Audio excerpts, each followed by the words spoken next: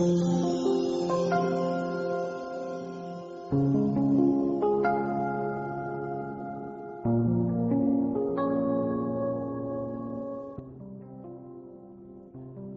காலம் 4ஆம் வாரம் செவ்வாய்க்கிழமை. முதல் வாசகம் திருத்தூதர் பணிகள் நூலில் இருந்து வாசகம்.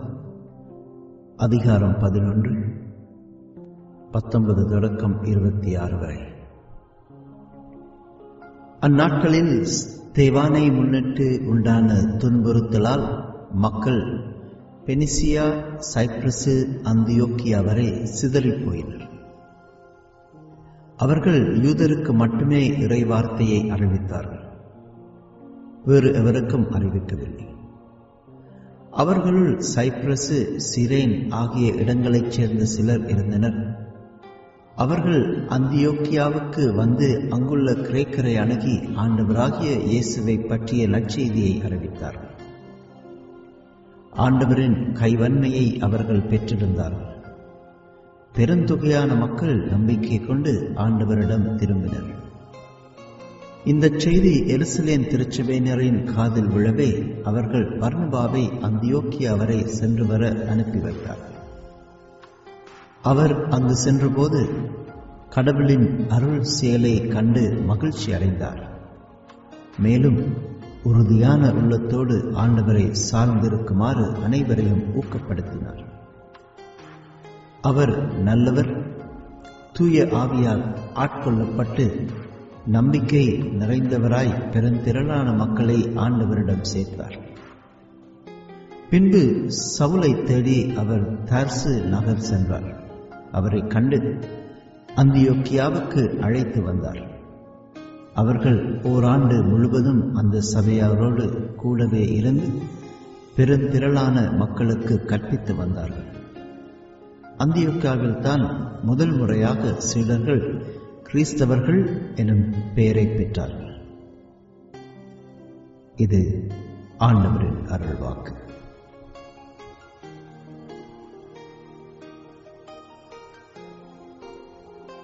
நற்செய்தி வாசகம் யோவான் எழுதிய நற்செய்தியிலிருந்து எடுக்கப்பட்டுள்ளது. அதிகாரம் 10, வசனங்கள் 22 தொடக்கம் 30 வரை.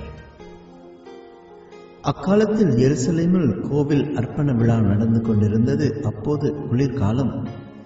கோவிலின் சாலமோன் மண்டபத்தில் இயேசு நடந்து கொண்டிருந்தார். யூதர்கள் அவரை சூழ்ந்து கொண்டு, இன்னும் எவ்வளவு காலம் நாங்கள் காத்திருக்க வேண்டும்? நீர் மெசியாவானால் அதை எங்களிடம் வெளிப்படையாக சொல்லிவிடும் என்று கேட்டார்கள். அதற்கு இயேசு மறுமொழியாக, நான் உங்களிடம் சொன்னேன், நீங்கள் தான் நம்பவில்லை. என் தந்தையின் பெயரால் நான் செய்யும் செயல்களே எனக்கு சான்றாக அமைகின்றன.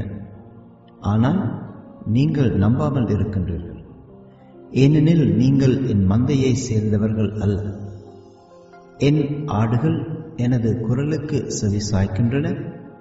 எனக்கும் அவற்றை தெரியும், அவையும் என்னை பின்தொடர்கின்றன.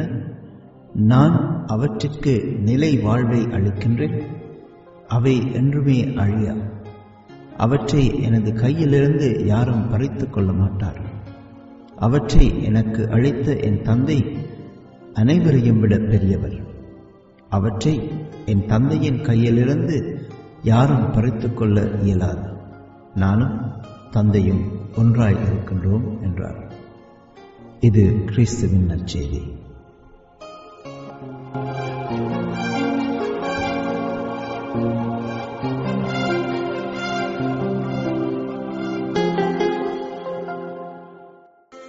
அன்புக்குரியவர்களே, இன்றைய முதல் வாசகத்தில் கிறிஸ்தவ மறை வரலாற்றில் நிகழ்ந்த ஒரு மிக முக்கியமான மாற்றத்தை பார்க்கின்றோம்.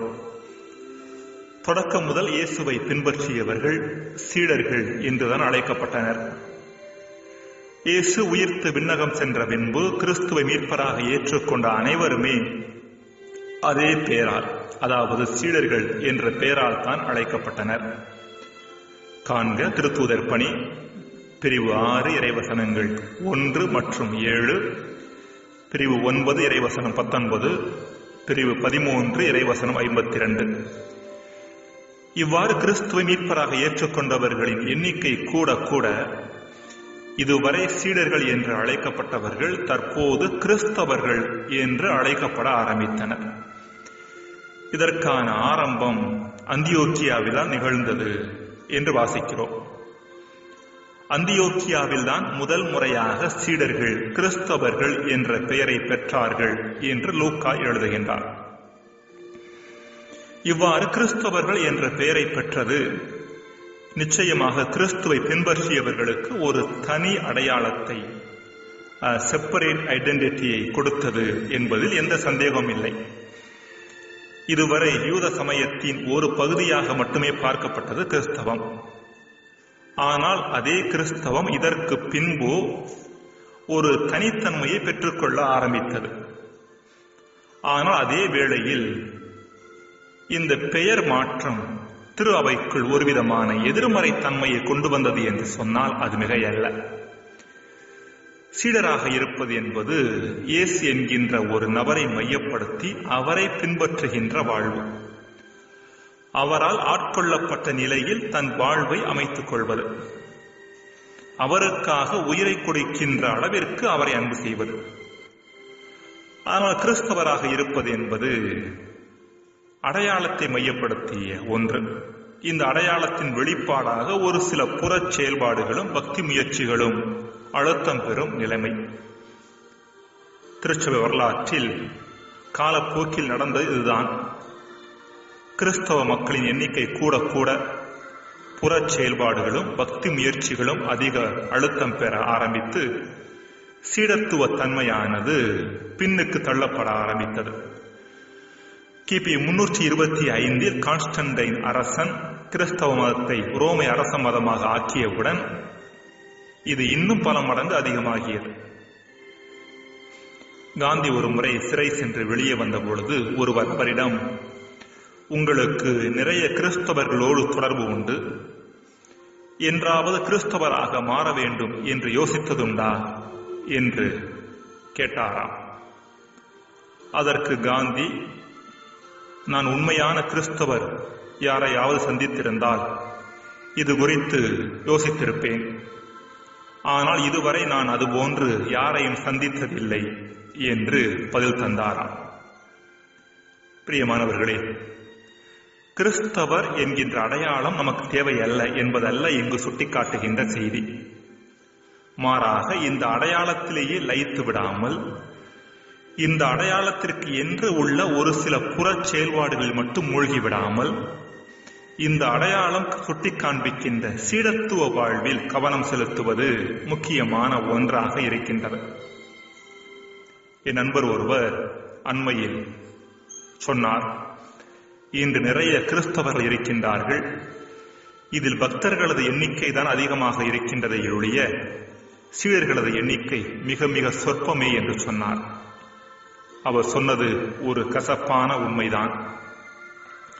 புதிய ஏற்பாட்டில் கிறிஸ்துவை பின்பற்றுகிறவர்களை சுட்டிக்காட்ட கிறிஸ்தவர்கள் என்கின்ற வார்த்தையானது 5 முறைதான் பயன்படுத்தப்பட்டுள்ளது. ஆனால் சீடர் என்கின்ற வார்த்தையானது 188 முறை பயன்படுத்தப்பட்டுள்ளது. கிறிஸ்துவின் மதிப்பீடுகளை உள்வாங்கி அவரது வாழ்வால் தூண்டப்பெற்று அவரை இயக்கிய அதே ஆவியால் நாமும் நிரப்பப்படுகின்ற பொழுது நம் கிறிஸ்தவ வாழ்வு வெறுமனே பக்தி முயற்சிகளை மையப்படுத்திய வாழ்வாக இருக்காது, மாறாக சீடத்துவ வாழ்வாக இருக்கும். ஜெபம். இறைவா, கிறிஸ்துவின் பக்தர்களாக இருப்பதை விட அவரின் சீடர்களாக இருப்பதே உண்மையான கிறிஸ்தவம் என்பதை உணர வரம்தாரும். ஆமேன்.